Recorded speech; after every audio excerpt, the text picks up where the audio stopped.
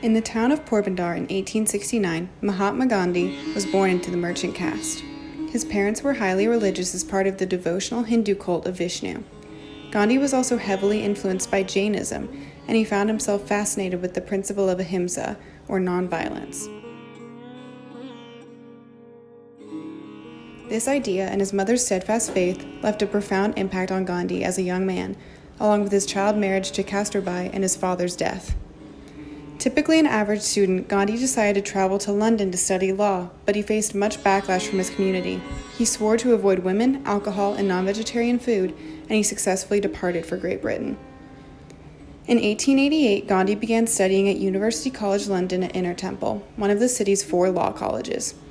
At the time, India was under British rule, so many people considered England the center of civilization, with London at the heart of the empire.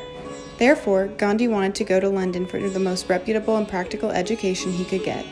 Gandhi's original intent was to become a barrister to support his family, but his motivation would change during his time in London. It was at University College that Gandhi joined the Vegetarian Society, where he developed the humanitarian and socialist roots that led him to start perhaps one of the most spectacular nonviolence movements in history. Living in the wealth of London allowed him to better understand his traditional beliefs and make convictions against colonial rule. In 1891, Gandhi returned to India after completing his bar studies to start a law practice in Bombay. When his law career in India did not have the success he desired, Gandhi jumped at the opportunity to work as a lawyer and correspondence clerk for a South African Muslim firm. Upon arriving, Gandhi immediately faced racial prejudice, getting kicked off of trains, beaten by drivers, and kicked into a gutter by a sentry. He was not alone. All Indians in South Africa suffered from discrimination, and in 1894 the Indian Franchise Bill was put forward, which would strip Indians of their voting rights.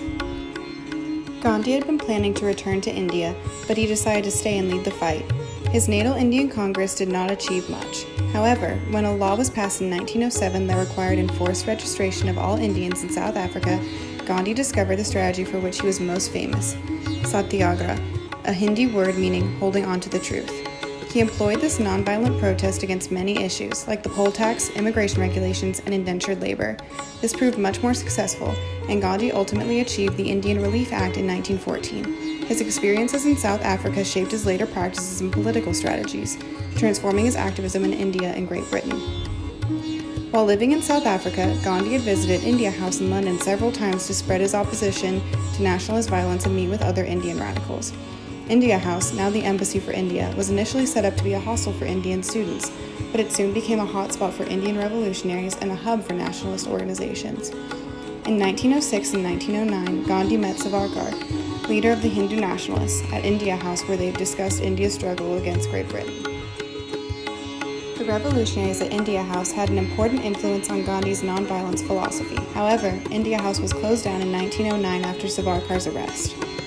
Upon Gandhi's return to India in 1914, he promoted a nonviolence movement based on the principles that he learned in South Africa. He focused on the principle of satyagraha and began the civil disobedience movement, protesting against British rule.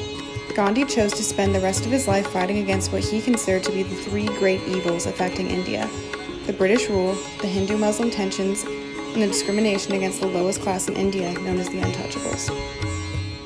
As a result of these movements, Britain called together the first Roundtable Conference in London in 1930 to come to a compromise with Indian leaders. However, the conference resulted in little progress. As the civil disobedience movement continued in India, a second Roundtable Conference was called in 1931, and Gandhi was invited to London to attend. He was offered to stay in a nice hotel on the West End, but chose to stay on the East to connect with the poor communities of London.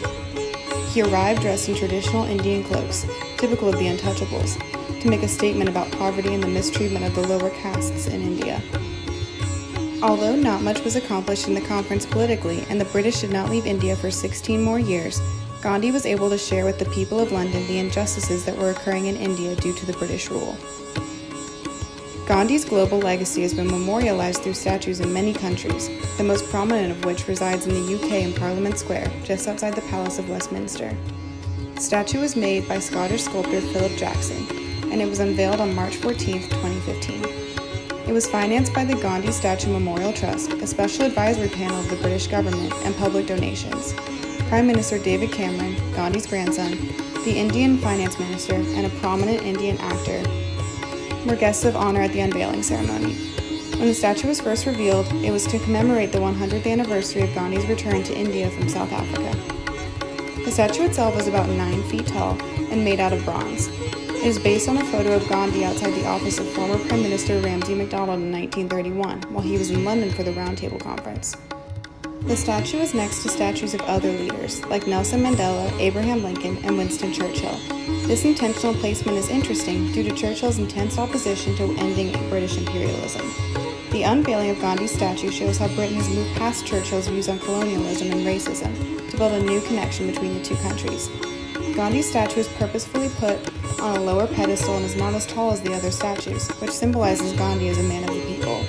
It also shows Gandhi's devout Hindu faith and commitment to traditionalism throughout his time as an activist. At the time the statue was erected, Gandhi was the only person honored with a statue who had never held political office. Throughout the world, Gandhi is remembered for his nonviolent stance and for challenging imperialism. Gandhi realized that British values taught to Indian students created a mindset wherein India could not advance to self-representation. Although his treatment of untouchables was controversial, his nonviolent practice and mass movement became a symbol of positive change worldwide. His ability to combine Western political theories with India's unique culture allowed him to lead and mobilize Indians to eventually create the world's largest democracy.